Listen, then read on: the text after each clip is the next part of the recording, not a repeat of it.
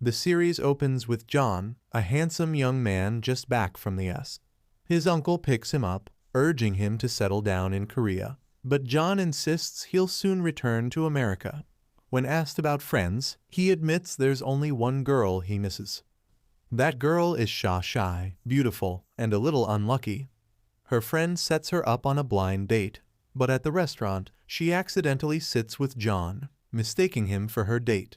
She's charmed until John's real date arrives, and Sha quickly apologizes before joining her actual match. John, however, can't take his eyes off her and feels disappointed when she leaves without recognizing him from school. Driving away, John spots her at a bus stop, sparking a memory of the day she gave him a love letter in high school, one he never read because classmates teased them. Determined to make things right, he follows her bus but loses her, only to run into her again at a food stall. This time, he's bold, asking if she still has feelings for him. Sha, startled, leaves in embarrassment, and John spends the night waiting for her call. A flashback reveals their first meeting. John, on crutches, woke Sha on a bus by pretending to steal her bag. She later lied to a teacher to avoid punishment, dragging John into the story. Their playful tension continued when she slipped her sketchbook into his bag, and he impressed the class with his sharp mind. Back then, he often found himself watching her in quiet admiration. But here's the twist: the love letter wasn't from Sha at all. It was from her best friend, who liked John but was too shy to confess. Sha delivered it for her, leading him to believe Sha liked him. In the present, that friend still has feelings for him and asks Sha to help her get closer, while Sha insists she's happy with her single life and her food. Sha spends the evening overeating until her stomach aches. The next day, John attends a company meeting where, despite being quiet, he quickly spots a major error in the team's work. His sharp observation impresses everyone, but he simply walks out to his office. A curious coworker follows and finds John staring at his phone, still hoping Sha will call. When an unknown number finally rings, John lights up, thinking it's her. But it's actually Sha's friend, inviting him to a welcome party. He's ready to decline until he hears Sha will be there. That night, he dresses in his best suit and heads to the event. Sha's friend greets him warmly, but John only asks about Sha, who hasn't arrived yet.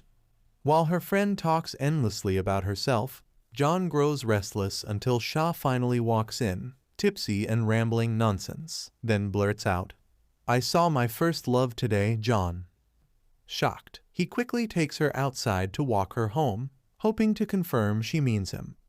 On the way, she recalls their awkward first meeting at school and admits she disliked him back then. He laughs, apologizes, and suggests starting over. She agrees and casually reveals she lives in the apartment above him, leaving John stunned. The next morning, Sha wakes with a hangover and barely remembers the night.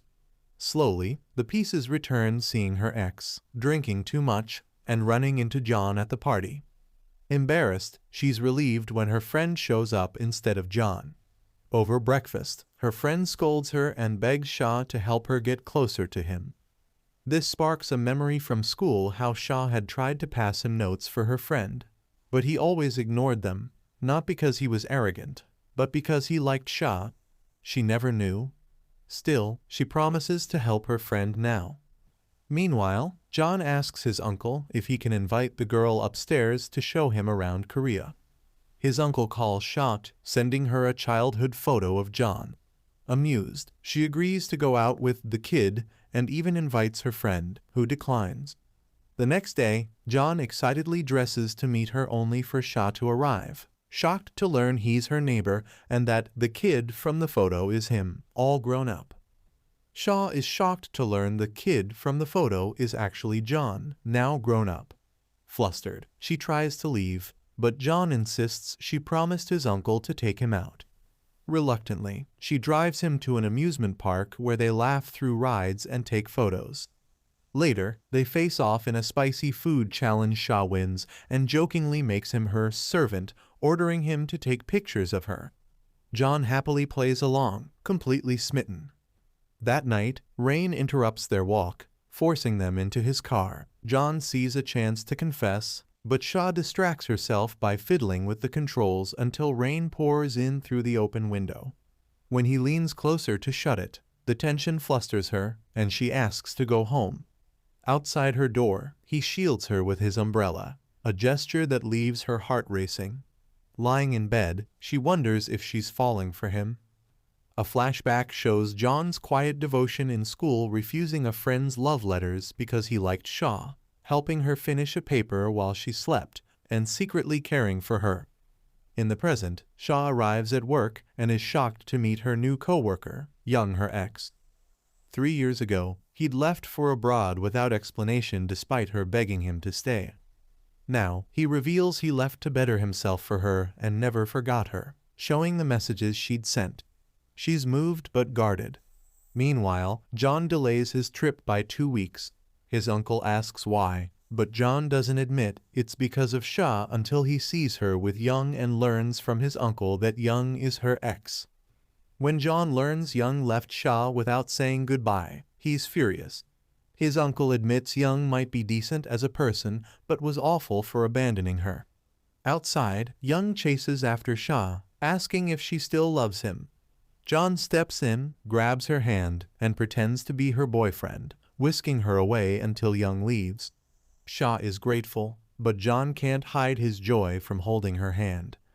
Back at work, Shaw's manager refuses her request to avoid working with Young. Meanwhile, Young smugly tells a friend he's sure she still loves him. John, however, remembers his uncle saying Young was her first love, which worries him. A flashback shows John in school, secretly following Shaw after she sneaks out only to discover she's visiting Young at his military camp. Seeing her prepare to confess crushes him, as she never noticed his feelings. In the present, John's uncle realizes Shaw is John's first love and scolds him for delaying his America trip, urging him to focus on his career. John works late to distract himself, but when Shaw unexpectedly invites him to dinner to thank him for earlier, his hopes rise until she brings her friend along. The friend notices John's longing looks and gets him to admit he's loved Shaw since school. She promises to play matchmaker, though warns it won't be easy. Meanwhile, Shaw vents to a mutual friend about working with Young again, swearing she has no feelings left for him. Her friend warns her not to fall back into the same trap. That night, Shaw wonders about John but decides not to disturb him. The next morning, she confidently tells her manager she's fine working with Young because she's certain her heart has moved on. John is packing for his move to America, having given up on being with Shaw. The thought of leaving without saying goodbye breaks his heart.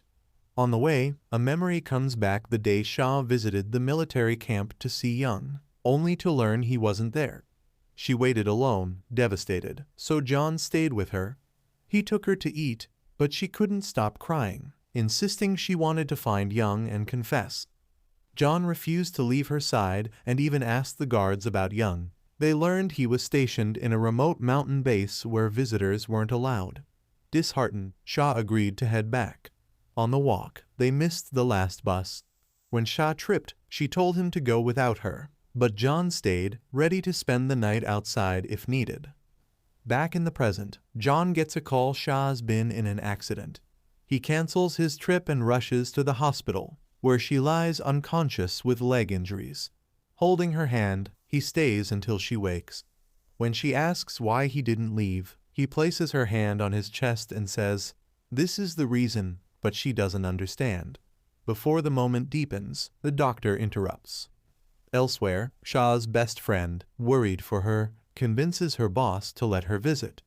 A colleague, the same man she once set Shaw up with, offers her a ride. On arrival, he catches her from falling, swaps her heels for sneakers, and shows genuine care, sparking something in her heart. She thanks him and heads inside, meeting John's uncle at the entrance. Shaw later rides the elevator with John and teases him about being out with her friend. He's about to confess his feelings, but a crowd squeezes in, forcing her close to him. Flustered, she tries to act casual, insisting they're just friends, but John silently wishes she knew how much he loves her. Soon, Shaw's friend arrives, pretends she's dating someone else, and drags John's uncle away to leave the two alone. Shah, puzzled, ends up in the car with John.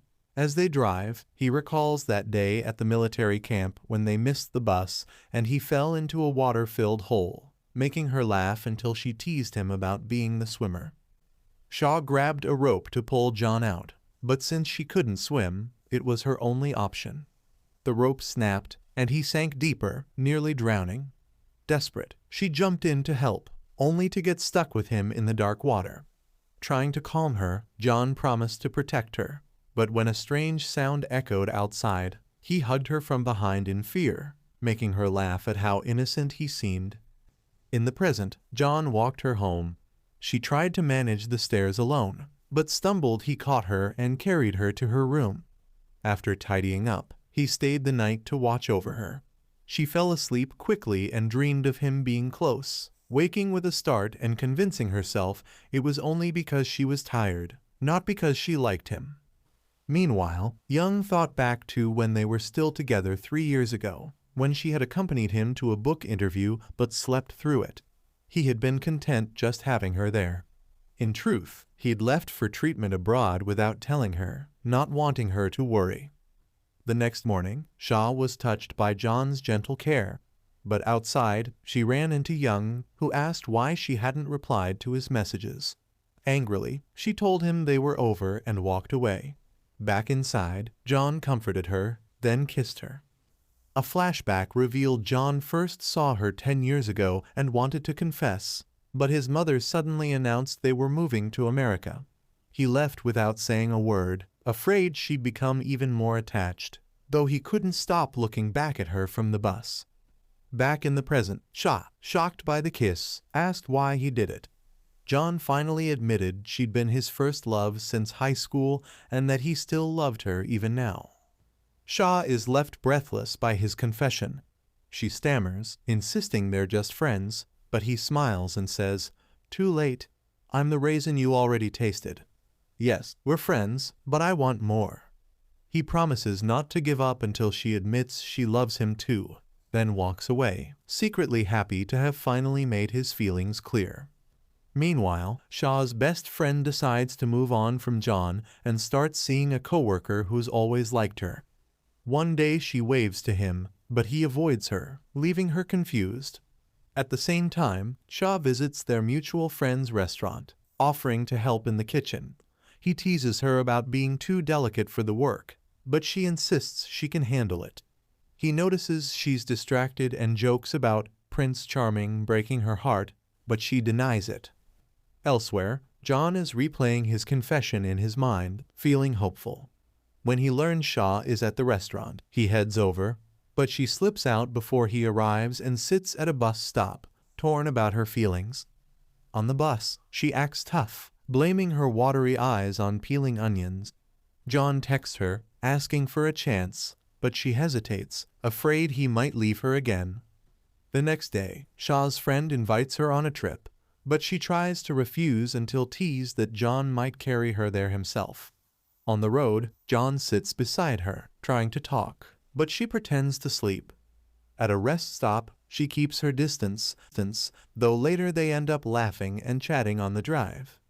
At their destination, John helps her fish, their closeness making her blush. Later, he saves her from slipping on the shore and even gathers seaweed for her despite being allergic. They share fun, light moments, but an accidental fall brings them face to face, and Shah flusters, stopping him from getting too close. Back at the lodge, Shah notices her friend's strange mood. On the beach, her friend confesses she never dated the coworker, she only lied so Shah wouldn't feel guilty about getting closer to John. Shah is moved by her friend's kindness and asks what's really bothering her. Her friend admits she likes a coworker, but after confessing, he began avoiding her. Feeling rejected, she wonders if something's wrong with her. Shah comforts her, saying a guy like that should feel lucky to even touch her nails, and tells her not to give up. At dinner, her friend's confidence returns, she sings, laughs, and even sits next to her crush. Shah notices John saved her a seat, and this time she sits with him, thinking maybe she should give him a chance. They take group photos, enjoying the evening. That night, Sha dreams of the people who left her mother, her aunt, and young. In the nightmare, she fears John will leave for America too. She wakes up shaken and goes outside for air, only to run into John bringing her breakfast. Blushing, she asks him not to leave, confessing she doesn't want to lose someone she loves. John promises to stay by her side forever. She admits she wants to be with him but needs time. He says he'll wait as long as it takes. Overjoyed, he takes her out to celebrate, gazing at her the whole time. Days later, they're inseparable. When the trip ends, John drops her home but lingers, holding her hand until his uncle catches them, making Sha rush inside. Back home, John's uncle learns he's resigned and refuses to accept his decision to stay in Korea, warning his mother won't approve. John begs him not to tell her yet. That night, missing Sha, he calls and finds she's awake. They flirt playfully, and Sha feels more cherished than ever. The next day at the mall, John calls again, and she smiles, teasing that the heart still misses. She apologizes for not being able to meet, but can't hide her growing feelings. After Sha hangs up, John gets a little jealous, muttering that her 10-year best friend suddenly wants to meet right when they start dating. Still, he waits outside her house. When she returns, she's helping his drunken uncle, so John carries him home just to get back to her quickly. Smiling, he says he's missed her and will never let her forget him. She teases him to notice her new hairstyle, and they agree on their first official date the next day. Both dress their best, but as they're about to leave, Sha's best friend shows up. Disappointed but polite, they take her along. At a cafe, the friend grows jealous seeing them hold hands, so they suggest she visit her office crush. Sha lends her address for confidence, and the friend approaches him only to find him with his mother. The mother warmly welcomes her, then jokingly marries them off on the spot, embarrassing her son. Before leaving, she urges the girl to have lunch with him.